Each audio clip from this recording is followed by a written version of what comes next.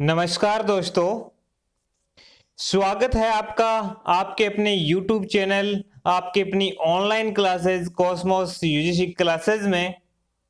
मैं विजेंद्र सर आपका तहे दिल से आभार व्यक्त करता हूं। आज की जो क्लासेज होने वाली है, आज की जो क्लास होने वाली है वो होगी अपनी भौगोलिक चिंतन को लेकर। उससे पहले आज जो है स्वतंत्रता दिवस है, उसकी सभी है स्टूडेंट्स से सभी साथियों को बधाई और शुभकामनाएं देना चाहूंगा।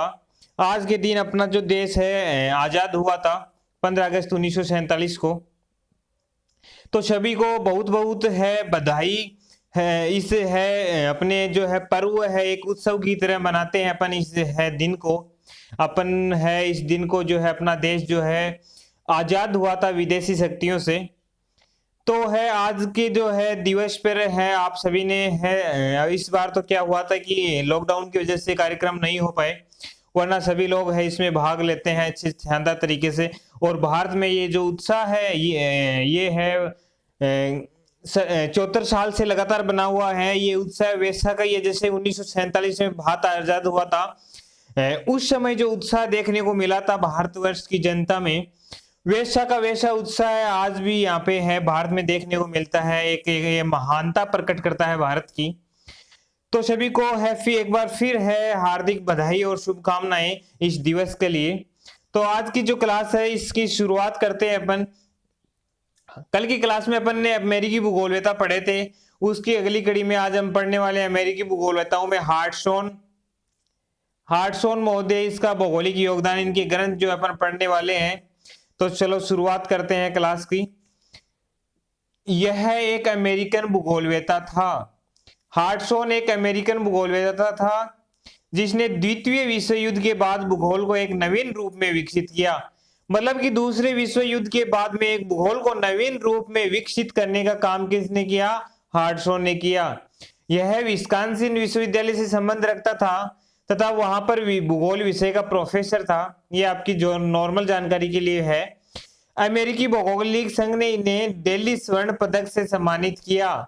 ये आपको ध्यान में रखना है। अमेरिकी जो भौगोलिक संघ है, एक संगठन होता है, भूगोल की जो संस्था होती है, उसने इसे दिल्ली स्वर्ण पदक है से सम्मानित किया हार्टसोन को।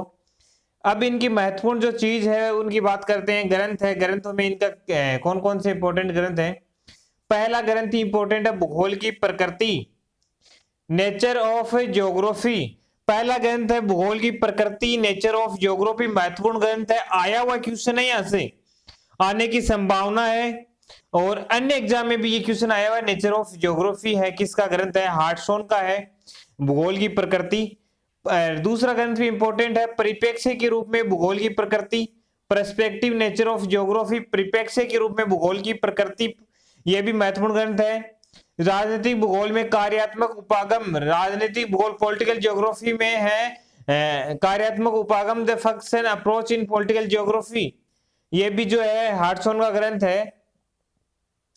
हार्टसोन ने भूगोल की सर्वश्रेष्ठ और सर्वमान्य परिभाषा प्रस्तुत की थी। परिभाषा भी पूछी जाती है, कौन सी प्रस्तुत की? भूगोल पृथ्वी तल के परिवर्तनशील तथ्यों की परिशुद्ध क्रमबद्ध हुए युक्ति युक्त वर्णन एवं व्याख्या करती है कि जो भूगोल है पृथ्वी तल के परिवर्तनशील तथ्यों की परिशुद्ध क्रमबद्ध रूप से एवं युक्ति युक्त वर्णन एवं व्याख्या करती है। इससे हार्टसोन ने परिभाषा दी थी। हार्टसोन ने क्षेत्रीय विभिन्नता की संकल्पना का प्रतिपादन किया तथा इस संदर्भ में हार्टसोन का कहना है कि भूगोल क्षेत्रीय विभिन्नता का विज्ञान है। यहाँ से क्वेश्चन की संभावना, मतलब मैं जहां से क्वेश्चन पुटअप हो रहा है होना चाहिए, हो सकता है, वहां मैं आपको बताते चल रहा हूं कि हार्टसोन ने क्षेत्रीय विभिन्नता की संकल्पना प्रतिपादन किया। यहां से क्वेश्चन हो गया, क्षेत्रीय विभिन्नता की संकल्पना प्रतिपादन किसने किया? हार्टसोन ने किया। फिर इस संदर्भ में हार्टसोन क्या कहता है? भूगोल क्षेत्रीय विभिन्नता का है विज्ञान है। क्षेत्रीय विभिन्नता शब्द सर्वप्रथम 1925 में कार्ल सावर ने दिया था। क्षेत्रीय विभिन्नता शब्द दिया था कार्ल सावर ने। यद्यपि हेडनर महोदय ने भी 1898 में क्षेत्रीय विभिन्नता का एक प्रयास वेरसी एडन दिया। इनका ग्रंथ मिलता है हेडनर का वेरसी एडन, जो है क्षेत्रीय विभिन्नता को ध्यान में रखकर है लिखा गया था। तो क्षेत्र, यहां से कितने क्वेश्चन है उठ रहे हैं? क्षेत्रीय विभिन्नता, भूगोल क्षेत्रीय विभिन्नता का विज्ञान है हार्टसोन। क्षेत्रीय विभिन्नता की संकल्पना हार्टसोन। क्षेत्रीय विभिन्नता शब्द कार्ल सावर। इसका क्षेत्रीय विभिन्नता का प्रयास वेरसी एडन है, जो है हेटनर ने दिया था, वेरसी एडन। हार्टसो ने भूगोल में एडियोग्राफिक है दृष्टिकोण किसी क्षेत्र का विकास है का दृष्टिकोण प्रस्तुत किया था। वर्ष 1949 में अपेक्षाकृत एक अधिक भौगोलिक राजनीतिक भूगोल की अपील की थी। ये आया हुआ क्वेश्चन है। अपेक्षाकृत एक अधिक भौगोलिक राजनीतिक भूगोल की संकल्पना की अपील किसने की? हार्टसो ने की। अब देखते हैं कौन कौन से यहाँ से महत्वपूर्ण बातें उभर कर आती है। अमेरिकी भौगोलिक संघ में दिल्ली स्वर्ण पदक से सम्मानित। भूगोल की प्रकृति, नेचर ऑफ ज्योग्राफी, परिप्रेक्ष्य के रूप में भूगोल, पर्सपेक्टिव नेचर ऑफ ज्योग्राफी। राजनीतिक भूगोल में कार्यात्मक 3 ही ग्रंथ है, तीनों ध्यान में रखना है। फिर है यहां से और क्वेश्चन जो उठने की संभावना है। भूगोल पृथ्वी तल के परिवर्तनशील तथ्यों की है परिशुद्ध क्रमबद्ध एवं युक्तियुक्त वर्णन एवं व्याख्या करता है। क्षेत्रीय विभिन्नता की संकल्पना दी। क्षेत्रीय विभिन्नता का विज्ञान है भूगोल, ऐसा कहा। क्षेत्रीय विभिन्नता शब्द कार्ल सावर ने दिया।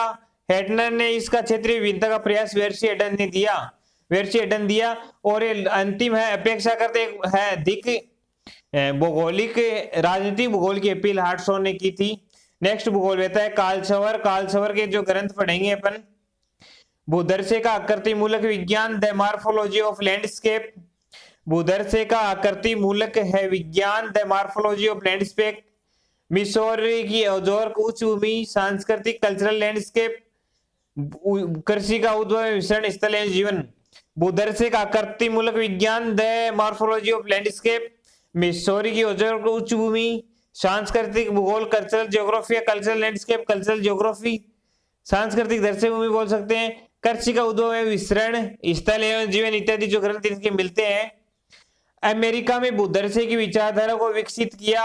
भूदर्शे की विचारधारा को अमेरिकी में विकसित किसने किया? कार्ल सावर ने। भूगोल में सांस्कृतिक भूगोल को विकसित किया। सांस्कृतिक भूगोल को विकसित किसने किया? कार्ल सावर ने। कार्ल सावर ने सर्वप्रथम अपनी पुस्तक भूदर्शे के आकृति मूलक विज्ञान में लैंडस्केप, दर्शे भूमि, भूदर्शे शब्दावली का प्रयोग किया। यद्यपि भूदर्शे को जर्मनी भाषा में लैंडस्केप कहा जाता है। भूदर्शे को जर्मन भाषा में लैंडस्केप कहा जाता है, लैंडस्केप को भूदर्शे कहा जाता है, या लैंडस्केप दर्शे भूमि एक ही बात है। तो इसने अपनी पुस्तक भूदर्शे के आकृति मूलक विज्ञान में लैंडस्केप शब्दावली का जो है प्रयोग है किया है। किसने किया? कार्ल सावर ने।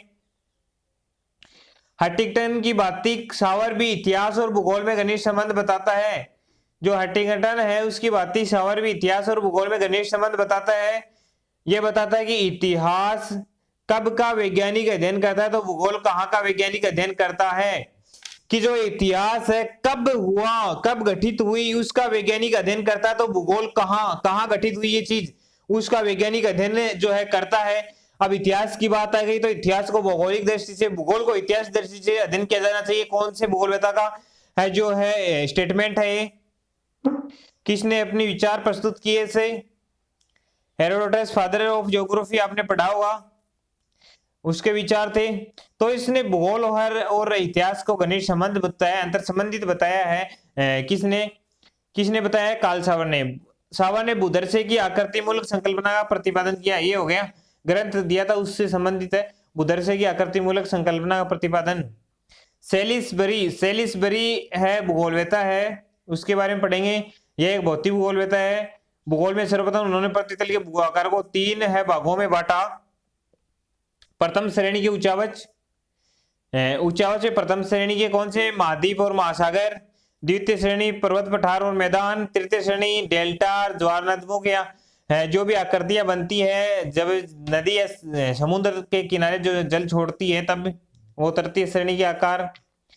ये 3 बताए थे। ग्रंथ कौन से? ग्रंथ एक ही महत्वपूर्ण द कॉलेज साइकोग्राफी, साइकोग्राफी भी आ सकता है, द कॉलेज साइकोग्राफी, दोनों को शामिल किया गया है। तो द कॉलेज साइकोग्राफी इसका महत्वपूर्ण ग्रंथ है। किसका? सेलिसबरी का। फिर विटलसी आता है। विटलसी है 1929 में इन्होंने कर्मिक बचाव की संकल्पना का प्रतिपादन किया। कर्मिक बचाव है उसकी संकल्पना 1929 में प्रतिपादन किया, अर्थात किसी भी क्षेत्र का अध्ययन वहां के मानव बचाव के अनुरूप होना चाहिए। कर्मिक बचाव क्या है? कि किसी भी क्षेत्र का जब अध्ययन हो रहा है तो वहां के मानव बचाव है उसके अंतर्गत जो है उसका जो है अध्ययन है उसके अंतर्गत होना चाहिए, उसके अनुसार होना चाहिए। 1956 में उन्होंने कैम्पेज की संकल्पना दी। महत्वपूर्ण क्वेश्चन है यहां से। कैम्पेज कैम्पेज 1956 में कैम्पेज की संकल्पना किसने दी? विटलसी ने दी थी।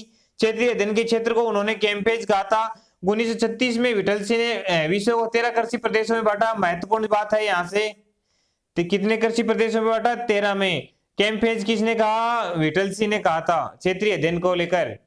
ग्रंथ कौन कौन से इनके ग्रंथ पढ़ेंगे।